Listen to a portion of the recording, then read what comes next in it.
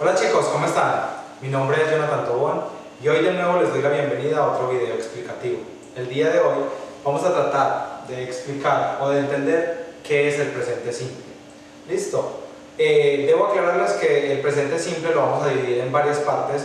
En la parte 1, que es la de hoy, vamos a trabajar simplemente las frases afirmativas y por supuesto vamos a entender qué es el presente simple. Entonces, este tema se refiere a algo que está pasando en el momento. También se puede referir a hábitos y rutinas o acciones y eventos repetidos a través del tiempo. Por último, pueden ser hechos generales. ¿Listo? ¿A qué se refiere con cosas que están pasando en el momento? Yo puedo decir, yo camino, ella vive en Medellín, él está en la casa. Son cosas que podemos demostrar que están ocurriendo en ese momento. ¿Listo? Debo decirles que este tema es bastante sencillo en el sentido de que vamos a tener el verbo en su estado más natural, en su estado base. Entonces, antes de empezar a explicar cómo construir frases afirmativas, debemos tener muy claro que nos vamos a dividir en dos columnas. Y estas dos columnas van a estar divididas de acuerdo al tipo de sujeto que vaya a realizar la acción o que vaya a ser el protagonista de la frase. En la columna que ustedes pueden ver acá tenemos a los sujetos: yo, tú o ustedes, nosotros y ellos. Y en la siguiente columna tenemos a los sujetos: él, ella y eso. ¿En qué va a radicar la diferencia? La diferencia va a radicar en el verbo. Más adelante vamos a profundizar un poco en qué radica esta diferencia. Entonces, si nos concentramos en esta primera columna, vamos a ver que la estructura general para construir la frase es muy parecida a lo que teníamos con la del verbo to be. Vamos a tener un sujeto, vamos a tener un verbo y vamos a tener un complemento. Entonces, el sujeto de acá sería yo, nuestro verbo sería cocinar y nuestro complemento sería cada noche. I cook every night. ¿Listo? Entonces, se repite lo mismo con cada sujeto. Tenemos tú, nosotros y ellos.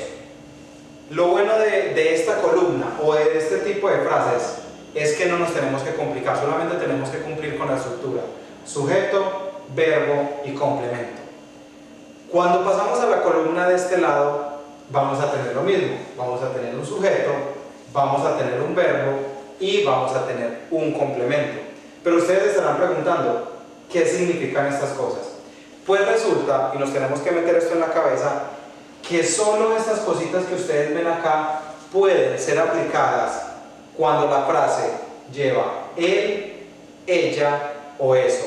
Si la frase es con yo, con tú, con nosotros o con ellos, yo no puedo aplicarle las cosas que vemos acá. Si es con estos cuatro, yo simplemente pongo el verbo como está y me dejo de complicar.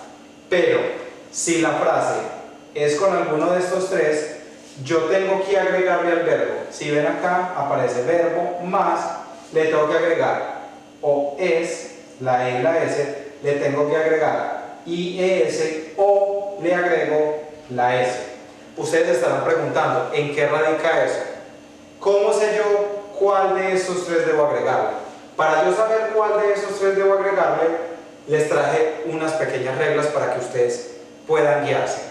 Mucha gente me ha preguntado si estas cosas que yo le agrego al verbo cambia el significado en algún sentido. Para nada.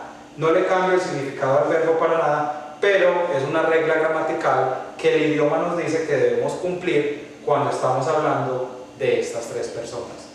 ¿Listo? Entonces, ¿cuál es nuestra primera regla? Nuestra primera regla, acuérdense que todas estas reglas van a estar enfocadas al verbo.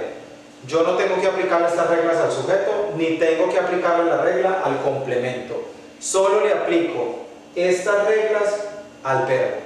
Entonces, la primera regla me dice, si el verbo termina en las letras SS, SH, CH, X, o yo debo agregarle a ese verbo ES.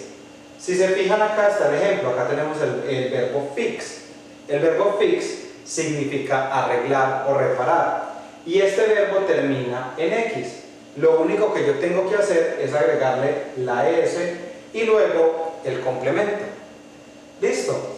En la segunda regla va a decir, si el verbo termina en la letra Y o Y y antes de la Y hay una consonante, ya sabemos que las consonantes son aquellas que no son vocales, entonces la regla me dice que yo debo quitarle la Y, reemplazarla por la I latina y luego agregarle ES.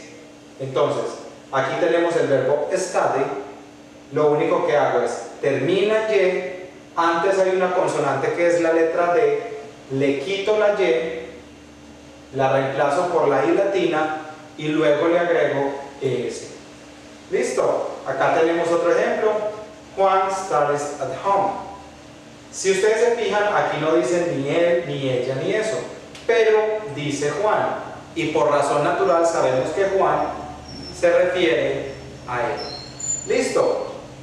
Y por último, tenemos una muy fácil que me dice, si no tiene esta regla y no tiene esta regla, lo único que yo tengo que hacer es agregarle una S al verbo. Es la más fácil porque si yo descarto esta y descarto esta, no me tengo que complicar y simplemente le tengo que agregar una S a ese verbo. ¿Listo? Entonces, resumiendo, para terminar la explicación, les recuerdo, presente simple, algo que está sucediendo en el momento.